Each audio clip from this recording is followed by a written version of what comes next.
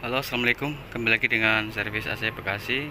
Pada kesempatan video kali ini, saya ingin memberikan tutorial ya cara memdom atau menyimpan freon pada AC multi S ya. Nah, di sini ada AC Daikin multi S yang 3 indoor, 1 outdoor. Nah, jadi untuk tipsnya ya, ini ada tiga pipa ya, 1, 2, 3 sistem, 3 indoor. Jadi semisal teman-teman mau mengunci salah satu freon atau pipanya atau indoornya, jadi kondisi AC itu jangan dihidupkan semuanya, jadi kalau mau mengunci salah satu ya berarti dihidupin salah satu. Kalau semuanya hidup, ini hidup, ini hidup, ini hidup, kita mau mengunci yang ini, itu nggak bakalan kesimpan freon. Nah, jadi harus dimatikan yang dua, yang satunya dihidupkan. Begitu pula dengan AC yang multi S yang dua ya, 1 2 atau itu yang multi S 2 indoor 1 outdoor. Itu juga sama, nggak bisa kita mau mandom salah satu itu hidup dua-duanya, nggak bisa, nggak nyimpen. Jadi harus dimatikan salah satunya. Nah di sini ini kan masalahnya kalau hidup tiga-tiganya, salah satu unit itu nggak dingin. Jadi satunya nggak dingin, duanya dingin. Itu pun nggak bisa maksimal banget ya. Ini sih kalau menurut saya kemungkinan itu ada kebocoran freon. Soalnya dicek dari freonnya tadi, hidup tiga-tiganya itu hanya di 140 ampernya, hanya di berapa ampernya sih? 4 ya, 4,4.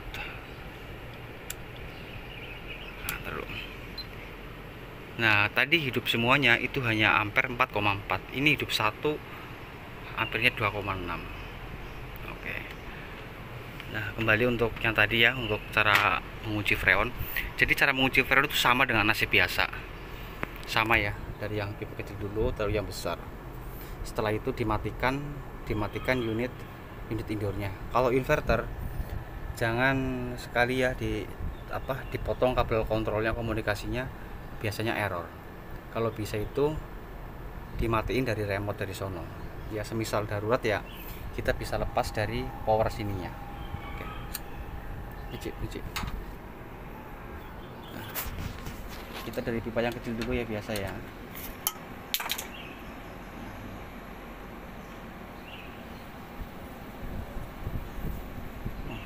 Kita lihat di manifold nanti kalau jarumnya udah mulai turun,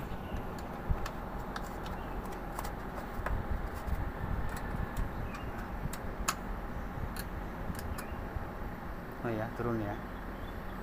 Nanti kalau tinggal 30 langsung dimatikan. Pak, AC-nya matiin, Pak.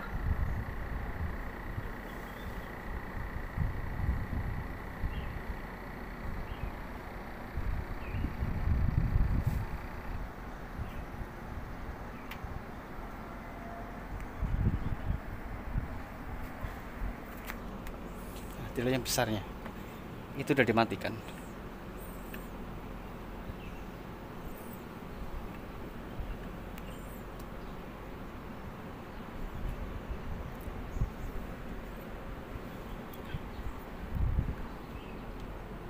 Udah 0 ya ampernya ya, berarti udah dimatikan, udah mati. Nah nanti setelah ini kita cek ya untuk kebocorannya, bocor pipanya. Soalnya yang kamar ini nih udah pernah ganti pipa. Terus kalau yang ini itu dia nggak pernah dipakai AC-nya. Oke, nanti kita lanjut. Nah jadi kalau kita nutup ini ya, ini kan yang tutup saya ini nih, pipa yang ini, tapi saya pasang ventilnya di sini. Bisa nggak ada masalah ya, walaupun di sini freonnya tuh naik. Nah tapi kita memastikan kalau tadi yang kita pandom itu sudah bener-bener nol apa enggaknya, itu dari kita cek yang di pipa yang kita kunci tadi. Coba pegang.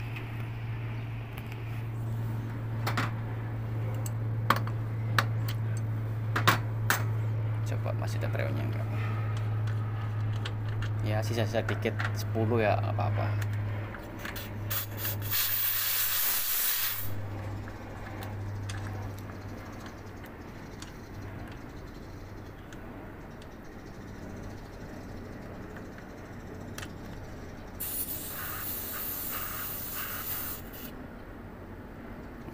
Sisanya segini nih, nggak bisa naruh banget, kosong, udah ada angin, nggak ada, 0. Kita lanjut cek pakai digital.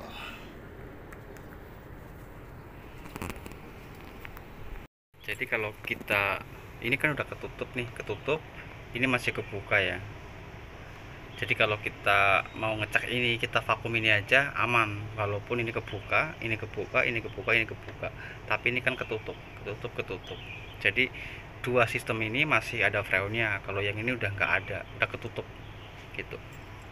Jadi sampamanya ini ketutup tapi ini dihidup, ini tuh bisa nggak ada masalah. Nah sekarang kita mau cek untuk instalasinya. Itu kan sih. Cek dulu nih. Nanti target kita adalah di bawah 1000 mikron. Kalau memang dia nggak mau, berarti instalasi yang ini ada kebocoran. Ini dulu juga udah pernah ganti yang kamar yang atas itu, umur 3 tahun lah udah kita ganti. Ini sih. Kita pasang dulu.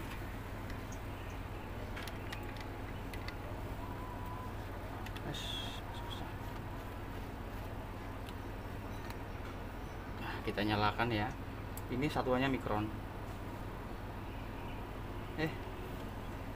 Jeda sih. Nah, kita pasang baterai dulu ya. Tadi lupa pasang baterai.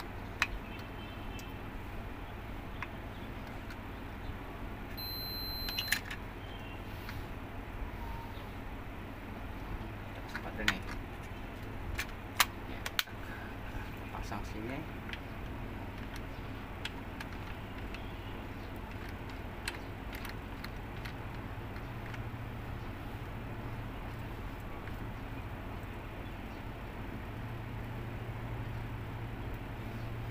Nyalakan. Ini satuannya mikron ya. Oke, kita nyalakan vakumnya. Nah, kita buka bareng-bareng.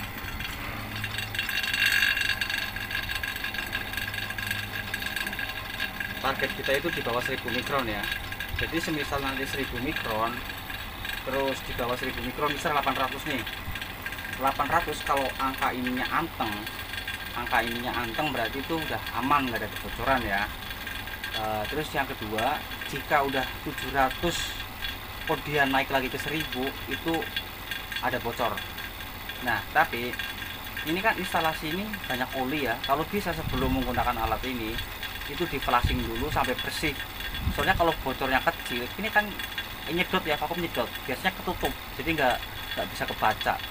Jadi harus di flashing dulu baru digunakan alat ini gitu.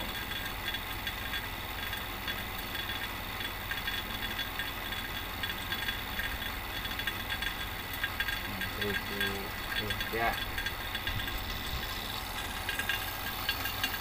naik turun tuh ya kan, 700 naik lagi, 900, 1000 lagi.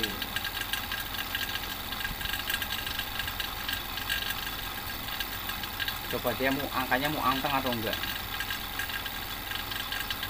Harusnya kalau dia normal ya, dalam arti nggak ada kebocoran, biasanya dia tuh anteng.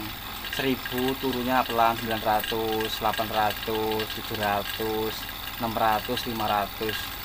Enggak kok 700 terus dia naik lagi ke 1000, turun lagi gitu. Coba lihat sampai berapa. Jadi angka ini harus anteng ya, harus anteng.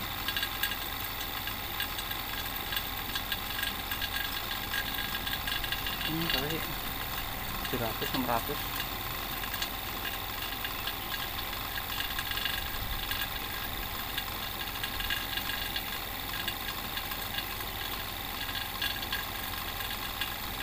Jadi alat ini sih nggak bisa menentukan titik bocor ya, cuman bisa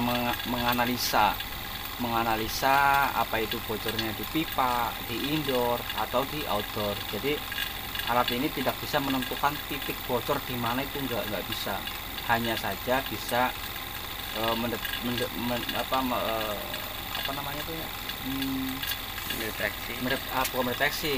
memastikan. Ini kan cuma tiga tempat ya. Kalau nggak bocor di indoor, di flaringan konekan, terus di pipa, di outdoor 4 itu sih.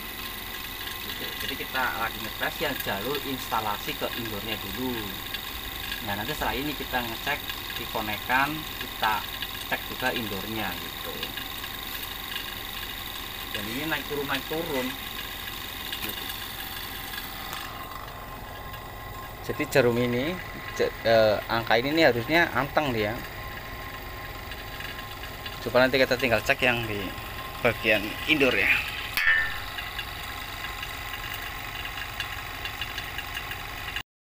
Oke ya, jadi ini sudah dipastikan instalasi yang kita sedang vakum itu mengalami kebocoran gitu.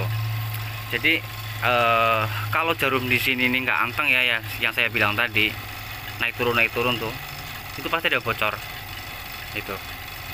Ini berarti yang bocor kalau nggak pipa, indoornya. Nanti kita cek lagi lah ya. Jadi saya di sini nggak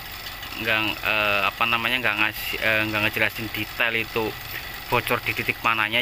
Yang saya jelasin di sini adalah alat ini bisa mendeteksi mendeteksi salah satu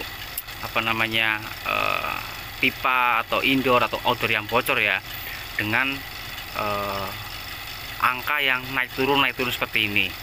Ini sudah dipastikan bocor.